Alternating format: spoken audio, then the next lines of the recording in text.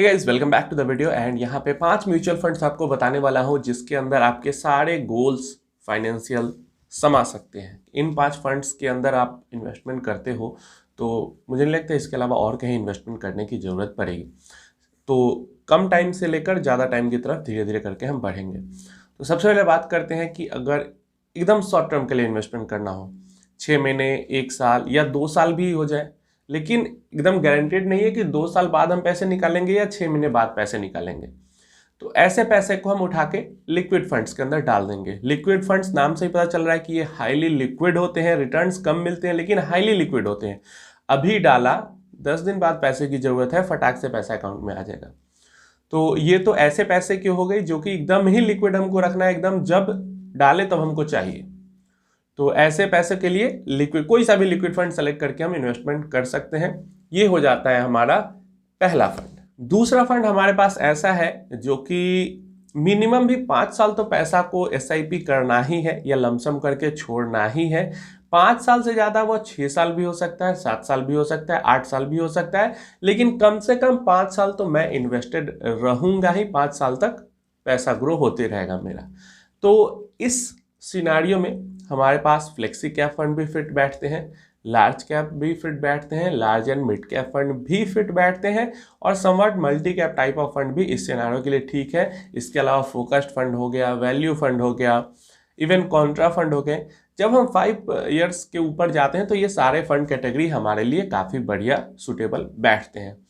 ऐसे में थोड़ा सा लार्ज कैप की तरफ इन्वेस्टेड ज़्यादा रहना ज़्यादा बेटर है अगर 4-5 साल टाइम है मिनिमम।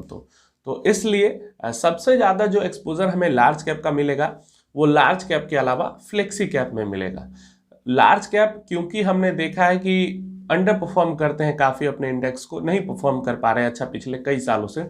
इस कारण से हम फ्लेक्सी कैप के अंदर में इन्वेस्टमेंट कर सकते हैं। और टू बी एग्जैक्ट अगर कहा जाए तो 2-3 फ्लेक्सी कैप फंड है, उनमें से जो बढ़िया परफॉर्म अभी कर रहे हैं कंटिन्यू में, उनमें से एक फ्लेक्सी कैप चुन के इन्वेस्टमेंट किया जा सकता है। चाहे आप पराग पारिक चुन लो, चाहे आप क्वांट चुन लो, या फिर आप निपॉन का ही कोई चुन लो, जो आपको बेहतर लग रहा है। फ्लेक्सी कैप कैटेगरी बहुत ज़्यादा सुटेबल यहाँ पे रहेगी। क्यों? क्योंकि मिनिमम तो 5 साल हमें रुकना है, आगे कितने साल रह सकते हैं ये हमें पता नहीं है, लेकिन कम से कम 5 साल हम जरूर रुकेंगे। हो गया दूसरा फंड भी यहाँ पे हमने सेलेक्ट कर लिया। तीसरा हमारे पास जो फंड है, यहाँ पे हमें पैसा ऐसा इन्वेस्ट करना है, कम से कम हमारा पैसा 8 साल तो इन्वेस्ट रहेगा ही रहेगा। ज़्यादा आगे रह सकता है लेकिन कम से कम 8 साल तो हम रुकेंगे ही इस फंड के अंदर। तो यहाँ पे हमारे पास जो ऑप्शन आ जाता है, हम मल्टी कैप फंड्स के अंदर भी इन्वेस्ट कर सकते हैं, हम मिड कैप फंड्स के अंदर भी इन्वेस्ट कर सकते हैं, हम नैस्डैक 100 फंड के अंदर भी इन्वेस्ट कर सकते हैं, कई सारे सेक्टोरल फंड्स के अंदर भी इन्वेस्ट कर सकते हैं। अगर समझ में आता है वो सेक्टर, अगर भरोसा है, एनालिसिस में फिट बैठता है। तो नहीं कुछ समझ में आ रहा है तो normal mid cap fund, multi cap fund, इनमें से चूज कर सकते हैं। मिड कैप ज़्यादा बेहतर होगा इस टाइम पीरियड के लिए। तो यहाँ पे 8 साल कम से कम रुकना है, एसआईपी हो या लमसम हो, 8 साल तक तो होल्ड करेंगे ही करेंगे, ज़्यादा जितना हो जाए कोई दिक्कत नहीं है। तो ऐसे में हम मिड कैप फंड के अंदर यहाँ पे इन्वेस्टमेंट करेंगे। यहाँ पे मिड कैप फंड्स की अगर हम बात करें तो कोटक के मिड कैप फंड भी काफ़ी बढ़िया परफॉर्म कर रहा है, एचडीएफसी भी हो गया, इसके अलावा सुंदरम, एबीएसएल, कई सारे मिड कैप फंड्स हैं जो कि काफ़ी बढ़िया परफॉर्म कर रहे हैं और काफ़ी पुराने फंड्स भी हैं। नए फंड में बात करें तो मोतीलाल का मिड कैप भी काफ़ी बढ़िया है, इसके अलावा इवन बात करें इडेलवाइस वगैरह भी काफ़ी बढ़िया। तो मिड कैप फंड्स में काफ़ी ऑप्शन है जो काफ़ी अच्छा परफॉर्म कर रहे हैं। तो समझ में आ गया, यहाँ पे लिक्विड फंड भी समझ में आ गया कि एकदम ही कम टाइम के लिए इन्वेस्ट करना है तो कहाँ इन्वेस्ट करें। यहाँ पे हमें 5-6 साल के लिए इन्वेस्ट करना है वो भी समझ में आ गया, 8 साल या उससे ऊपर के लिए भी समझ में आ gया। अब हमारे पास एक कैटेगरी बच जाती है, अगर हमें एकदम ही लॉन्ग टर्म के लिए कोई हमारा फाइनेंशियल गोल है या लॉन्ग टर्म के लिए कोई इन्वेस्टमेंट करना है, वेल्थ क्रिएशन के लिए इन्वेस्टमेंट करना है, जहाँ पे मिनिमम भी तो 10-12 साल तो इन्वेस्टमेंट रहेगा ही रहेगा, और अगर ज़्यादा उससे हो तो वो 10 से 15, 20, 25 या लाइफ टाइम तक भी उस फंड के अंदर इन्वेस्टेड रहा जा सकता है, लेकिन कम से कम 10-12 साल तो रहना ही रहना है। अगर ऐसा कोई फाइनेंशियल गोल है या ऐसी इन्वेस्टिंग करनी है तो ऐसे में सारे ही म्यूचुअल फंड्स की कैटेगरी में सबसे बेस्ट स्मॉल कैप फंड्स निकल के आते हैं, जैसा हमने पास्ट में भी देखा है, और नॉर्मल अगर हम थोड़ा सा एनालिसिस भी करते हैं तो हमें समझ में आता है कि ऐसी इन्वेस्टमेंट के लिए ये फंड सबसे बेस्ट हो जाते हैं।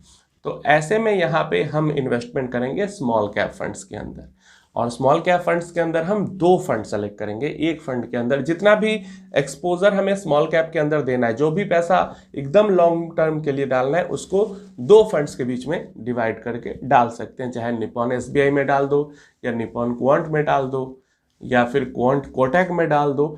स्मॉल कैप कैटेगरी में भी काफ़ी सारे ऑप्शन है और काफ़ी फंड्स अच्छा परफॉर्म कर रहे हैं। तो बहुत ज़्यादा मतलब जैसे अगर मल्टी कैप फंड देखते हैं, या फिर हम फ्लेक्सी कैप फंड देखते हैं, और अगर इसी के अगेंस्ट में अगर हम मिड कैप फंड देखते हैं या स्मॉल कैप फंड देखते हैं, तो मिड कैप में स्मॉल कैप में हमारे पास ऑप्शन ज़्यादा है, क्योंकि वहाँ पे काफ़ी सारे फंड्स हैं जो अच्छा परफॉर्म कर रहे हैं अपनी कैटेगरी में भी एंड अपने बेंचमार्क इंडेक्स के अगेंस्ट में भी, जो कि हमें फ्लेक्सी कैप मल्टी कैप में इतने ज़्यादा ऑप्शन नहीं मिलते हैं। 10 में से 2 फंड्स ही बढ़िया परफॉर्म कर पाते हैं। तो ये चीज़ें, अब यहाँ पे आपको 5 फंड सेलेक्ट हो गए जो कि 4 कैटेगरी में बंट गए और 4 टाइप के इन्वेस्टमेंट्स के लिए बन गए।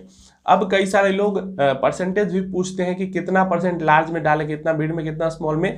देखिए, परसेंटेज से कोई मतलब ही नहीं है, मतलब है आपके गोल से। अगर सारा ही गोल आपका 10 साल से ऊपर का होगा तो सारा पैसा उधर ही जाएगा, और अगर सब गोल आपके 10 साल से नीचे के होंगे, सिर्फ मान लो 5 से 8 साल के बीच में ही सारे गोल्स हैं, तो आपको लार्ज कैप इन्वेस्टिंग ही करनी होगी। तो ये चीज़ है, जो गोल्स 5 to 8 ईयर्स के बीच में आते हैं वो पैसा लार्ज कैप में चला जाएगा, जो गोल 8 to 10-12 ईयर्स के बीच में आते हैं वो पैसा मिड कैप में चला जाएगा, जो गोल्स 10-12 ईयर्स प्लस के बीच में आते हैं या फिर उसके ऊपर ही चले जाते हैं वो पैसा स्मॉल कैप में चला जाएगा। इसके अकॉर्डिंग आपका परसेंटेज डिवाइड हो जाएगा। तो इसी तरीके से इन्वेस्टमेंट आपको करनी ही चाहिए। और अच्छे से इन्वेस्टमेंट सीखना चाहते हैं एकदम बेसिक जीरो से, तो डिस्क्रिप्शन बॉक्स में प्लेलिस्ट है, उसकी लिंक है।